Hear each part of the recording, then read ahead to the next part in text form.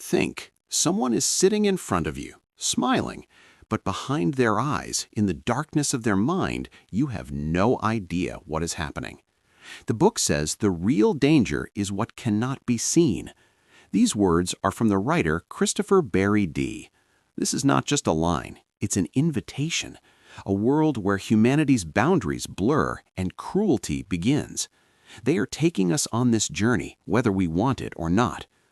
The author spent almost 30 years trying to answer one question. What is the basic difference between a human mind and a predator's mind? He didn't do this sitting in a library. No, he went into high-security cells and faced killers. He looked them in the eyes and asked, "Why did you do this?" Welcome to Danish Kutub. Here, we don't just read books, we try to decode the deep, sometimes painful truths inside so we can better understand the world and the people in it. Christopher Berry is an investigative criminologist. He met some of the world's most dangerous serial killers in solitary confinement and talked to them for hours. He became their friend. He gained their trust to open the door to their darkest thoughts. This book is a summary of those conversations. The first, most important concept is called the Mask of Sanity. It is the mask of intelligence, perhaps the biggest deception. Psychopaths look normal, charming, confident, and often successful. They speak so well you can't help but be impressed. But behind this is a reality with no empathy, no feeling, only a desire to use others for personal gain. Their mind does not feel emotions. It learns to act to manipulate better. Here is the biggest misunderstanding. We think a bad person will look bad, like in movies, evil written on their face. But Berry-Dee says the opposite is true. The real danger is the face that looks normal, living among us, in offices, in homes. This doesn't mean every confident or charming person is hiding a conspiracy. Life is not black and white. The book discusses extreme patterns outside humanity. Applying this to everyone is wrong and dangerous. Here's a small exercise. Think of someone around you whose words and actions feel off. Do not judge. Observe neutrally. See the pattern. This is not about labeling. It's about building observation skills. Not all violent people are the same. Berry-Dee divides them into psychopaths and savages. The difference is huge. A psychopath is a predator. Every action is calculated. They watch victims, study weaknesses, and wait for the right moment. They act with a cold mind, not emotions. A savage is like a wounded animal. Their actions are sudden, driven by anger, hate, or extreme emotion. They explode like firecrackers, destroying everything around them without concern for consequences.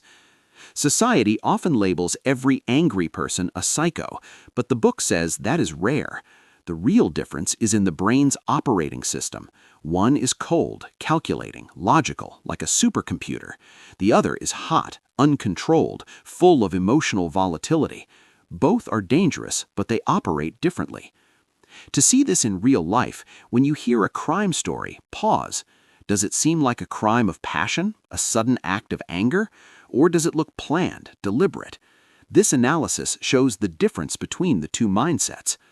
Are people born this way? Does someone wake up and become a predator? No, becoming a devil is a process. Berry-Dee calls it the graduation process.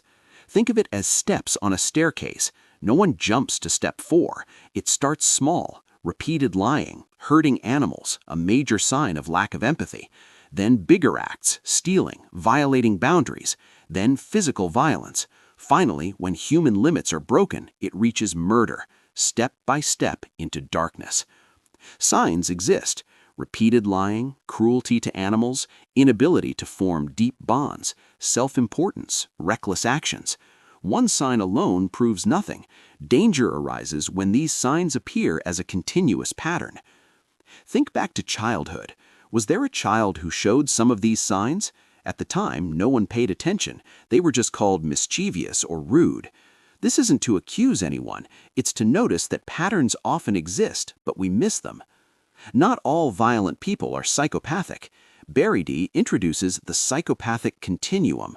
Traits exist on a scale from 0 to 100. One extreme, killers. The other extreme, ordinary people, CEOs, lawyers, politicians. They may lack empathy, manipulate skillfully, and think mostly of themselves. They use traits legally to succeed, breaking hearts and trust, but not laws. Example, an office boss. The team works hard. He takes all credit in presentations. Management is impressed. He lies cleanly. The team stays silent. No regret, no shame. Only promotion and success matter. People become stepping stones. This is a high-functioning psychopath. Key takeaway: pay attention to patterns, not words. Words and promises may be masks. Patterns do not lie. One mistake is human. Repeated manipulation is a pattern, and patterns do not lie. The real danger is not the devil with horns or a tail. It's the one who smiles as a friend, colleague, or relative. Behind the smile is a cold, heartless mind. This book warns us, opening our blindfolds. To understand deep truths, subscribe to Anti-Societal.